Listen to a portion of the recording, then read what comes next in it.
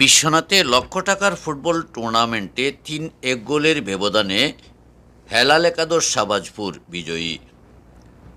বৃহস্পতিবার ২রা জানুয়ারি বিকেলে পৌর শহরের শ্রীধরপুর গ্রামের খেলার মাঠে বর্ণাঢ্য আয়োজনের মধ্য দিয়ে বেলুন উড়িয়ে আনুষ্ঠানিকভাবে টুর্নামেন্টের উদ্বোধন করা হয়। প্রবাসীদের অর্থায়নে এবং বিশ্বনাথ উপজেলা ফুটবল অ্যাসোসিয়েশন ও উপজেলা ফুটবল খেলোয়াড় কল্যাণ সমিতির ব্যবস্থাপনার আয়োজন করা হয়েছে বিগ বাজেটের এই ফুটবল টুর্নামেন্ট। উদ্বোধনী খেলায় বিশ্বনাথ উপজেলার দশকর ইউনিয়নের হেলাল ফুটবল একাদশ শাহবাজপুর দশকর ৩-১ গোলের ব্যবধানে বিয়ানীবাজার উপজেলা ফুটবল একাদশকে হারিয়ে টুর্নামেন্টে শুভ সূচনা করেছে।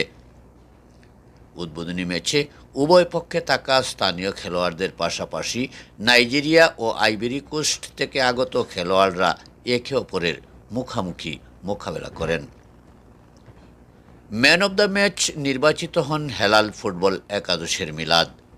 উদ্বোধনী অনুষ্ঠানে প্রধান অতিথির বক্তব্য রাখেন সিলেট ২ আসনের সাবেক সংসদ সদস্য নিকুজ এম ইলিয়াস আলীর সুহুদর, বাংলাদেশ জাতীয়তাবাদী স্বেচ্ছাসেবক দলের উপদেষ্টা মণ্ডলীর সদস্য ও সিলেট জেলা বিএনপির সহসভাপতি এম আসকির আলী। তিনি তার বক্তব্যে বলেন, বিশ্বনাথ, উসমানীনগর, বালাগঞ্জ সহ সিলেটের খেলাধুলার উন্নয়নে ব্যাপক কাজ করেছেন জননেতা নিকুজ এম ইলিয়াস আলী। ভবিষ্যতে আমরা সুযোগ পেলে পুনরায় খেলাধুলার উন্নয়নে কাজ করব। উন্নত প্রযুক্তি ব্যবহার করে নতুন নতুন খেলার মাঠ বা স্টেডিয়াম তৈরি করা না হলে প্রতিভাবান খেলোয়াড় বেরিয়ে আসবে না। এজন্য সরকারের পাশাপাশি প্রবাসী ও বিত্তবান সহ আমাদের সবাইকে ঐক্যবদ্ধভাবে কাজ করতে হবে। এ সময় তিনি এম ইলিয়াস আলীকে অক্ষত অবস্থায় ফিরে পেতে সকলের কাছে দোয়া চেয়েছেন।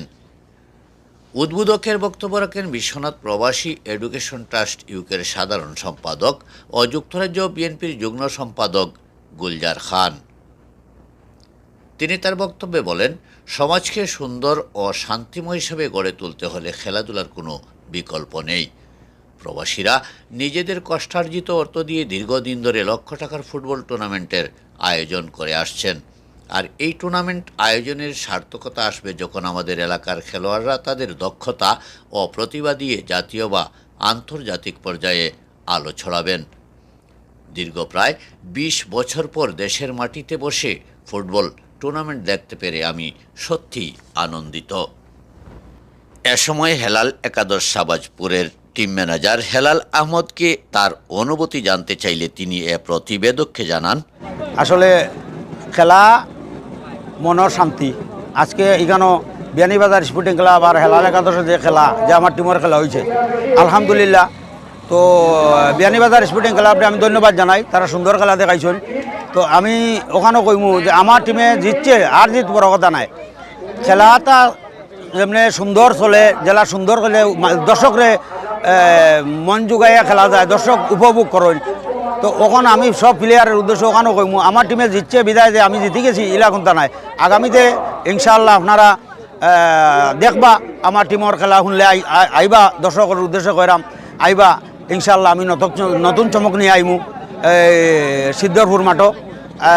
আপনারা আবার সহযোগিতা চাইরাম, আপনারা খেলোয়াড়সকলে উৎসাহ দেওয়ার লাগি আমি আপনারা আগাম দাওয়াত করলাম।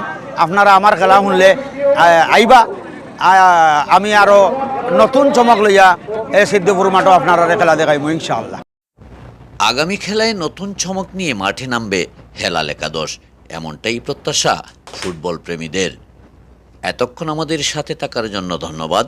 প্রতিদিনের নিত্য নতুন সংবাদ জানতে চোখ রাখুন সিলেট ডাইরেক্টের পর্দায়। সত্যের সন্ধানে আমাদের পথ চলা।